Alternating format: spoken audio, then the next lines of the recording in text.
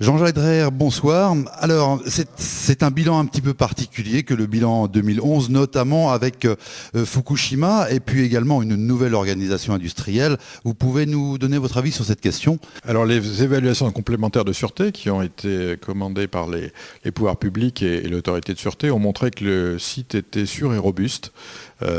C'est un élément important. La sûreté a toujours été la priorité absolue de cet établissement, c'est la garantie de son activité.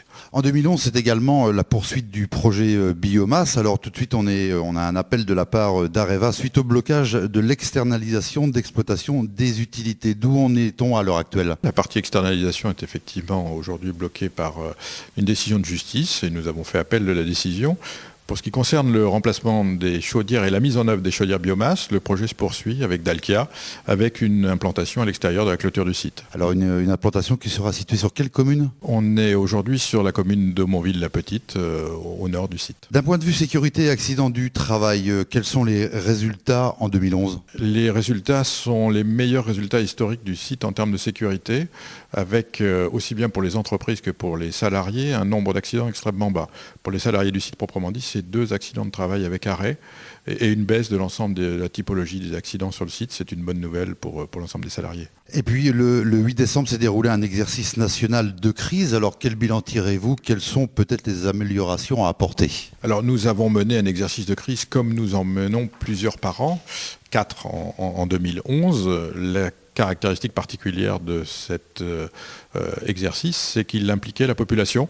Donc la préfecture est en train de tirer les conséquences et les conclusions de cet exercice qui seront disponibles, je crois, à la fin du mois de février. Alors en 2011 et également début 2012, c'est la négociation du nouvel accord d'entreprise, une chose importante pour les salariés, pour l'établissement en règle générale.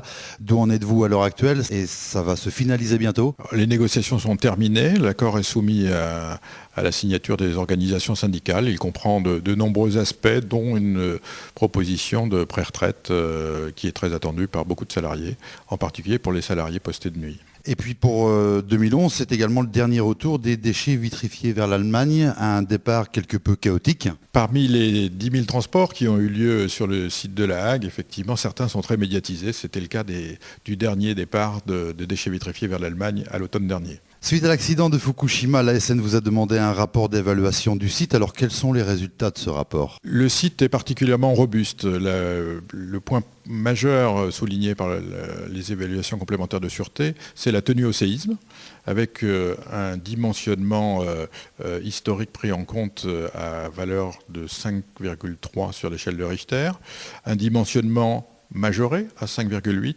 et les évaluations de sûreté et de marge qui ont été faites sur l'ensemble des bâtiments évaluent les bâtiments dans des valeurs qui vont de 6,5 à au-delà de 7 en termes de tenue des différents bâtiments et montrent donc que nos installations nucléaires sont particulièrement sûres et robustes. Parlons un petit peu de 2012 maintenant et la santé-sécurité mais également la sûreté et l'environnement. Quels sont les objectifs principaux de l'établissement? Le premier objectif, c'est évidemment la sécurité de nos salariés. Notre objectif, c'est le zéro accident. En termes de sûreté, c'est mener toutes les études demandées par l'autorité de sûreté et les plans d'action issus des évaluations complémentaires de sûreté après l'accident japonais. Côté du programme de traitement 2012, on ne parle plus trop de 1500 tonnes, c'est reporté? Nous sommes sur une période de stabilité avec un programme moyen de 1050 tonnes. La croissance vers 1250 tonnes ou 1500 tonnes est retardée effectivement et soumise à la conclusion de nouveaux contrats avec les clients étrangers. Alors ça a forcément un impact sur les investissements qui étaient prévus, les agrandissements éventuels? Alors nous avions des investissements capacitaires, en particulier de l'investissement dans la vitrification, dans les creusets froids, qui sont différés et qui sont soumis à la conclusion de contrats avec les clients étrangers. Alors 2012, c'est juste avant la renégociation du contrat EDF pour la période 2013-2017. Vous êtes confiant?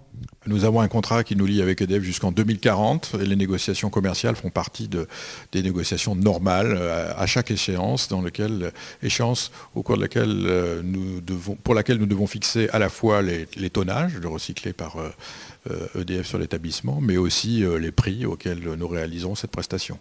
pour terminer, ou presque, 2012, ce sera également la poursuite du démantèlement des 3 dernières installations nucléaires de base. Vous pouvez nous préciser un petit peu ce qu'est une installation nucléaire de base et pourquoi un démantèlement ?